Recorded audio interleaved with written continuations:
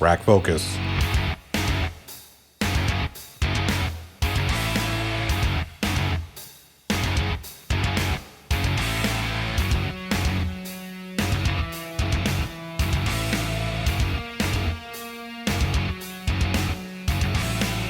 Hey everybody, Gianni O from the Plot Hole, and it's time for Unpopular Opinions Episode 11.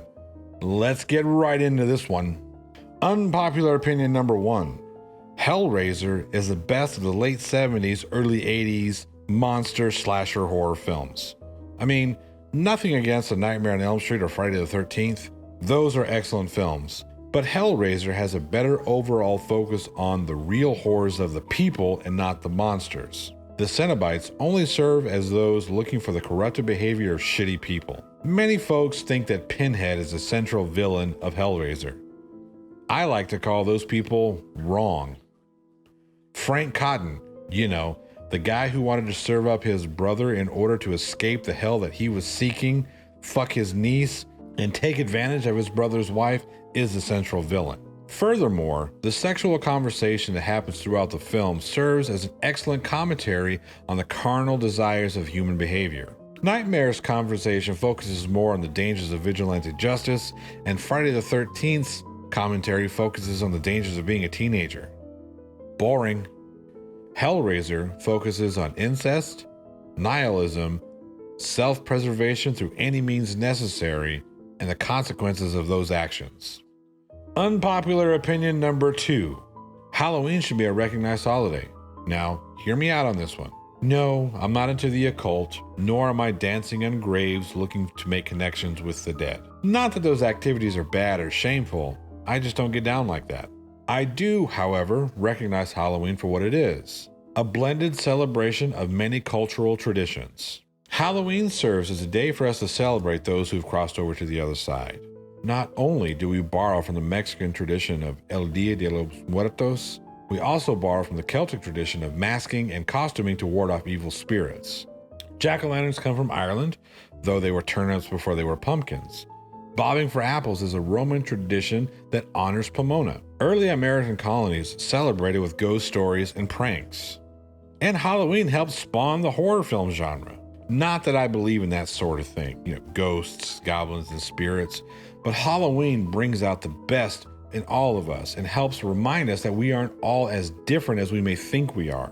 Therefore, we should recognize it as a national and maybe even a world holiday that should be celebrated like Christmas.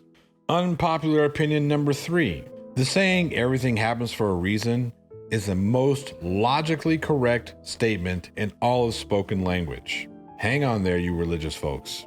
Everything happens for a reason is true, but not because some almighty God made it happen. Most of the time, the why is simple enough. Why did Jared choke on his steak?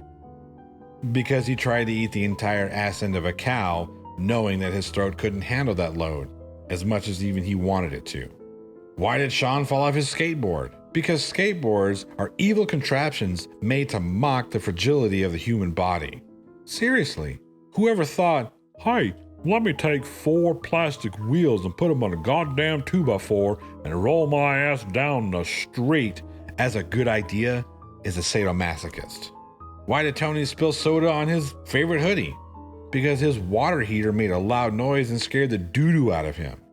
See? Everything happens for a reason. Cause, effect, logic. Boom. Finally, we were all saddened to see Nathan Thompson's largest flat earth and globe discussion group erased from Facebook this past weekend. All of you who are celebrating secretly know you're saddened by this news. No more moron playground. No more simply seeking out idiotic pseudoscience for our channels. You will all suffer the consequences of Natalie's erasing. Now he is trying to make a comeback, but we all know that original group was where it was at. Whereas I agree with the scrubbing, Facebook does have the right to determine what they will and won't platform on their servers. We will all suffer the consequences from this. I know that we all have lost a plethora and wealth of entertainment. Post science or leave and muted for 30 days for trolling were badges of honor worn by those in the science and debunking communities. Nathan Thompson and his followers do serve an important role in the community. They serve as jesters to provide hours and hours of entertainment. Yes, Nathan himself has shown that he's a potential for danger, but do you think taking away his playground is going to lighten the load of crazy that dances around in his head? No way. Nathan's Facebook group gave him a safe place to spew his nonsensical bullshit. Taking that away from him will do nothing more than bolster his beliefs and further push him down that rabbit hole. Furthermore, Nathan's group served as a reminder that our lives aren't as bad as we thought they are. I mean, man, oh man, this sucks, something about my life is terrible. Well, at least I'm not a flat earther. Nathan's group had more services than we realized. That being said, good riddance to that moronic, hate-filled, stinky echo chamber of pseudoscience and anti-Semitism. Nathan, find a more productive outlet for your shortcomings. Take up art. Learn to play the harmonica. Pottery, something. In the meantime, get a real job and learn how to provide for yourself with honest work. I'm sure you can find a flat earth employer that will let you scrub the toilets or file papers or whatever. Stop being a parasite on human existence.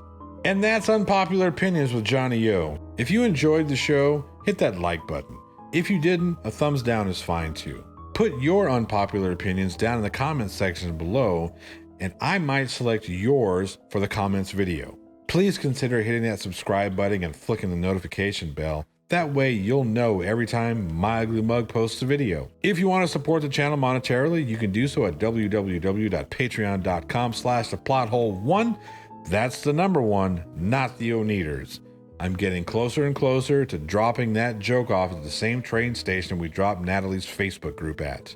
Once I hit that 25 patron mark, I've got an awesome prize pack that I'll raffle off to all my patrons. If you can't support the show monetarily, I completely understand. Times being what they are, a simple like, share, and subscribe is all the support that I need. It helps the YouTube algorithm. Join JL Warren and I this Saturday night, Halloween, for Master Debater's Best in Series Halloween Edition.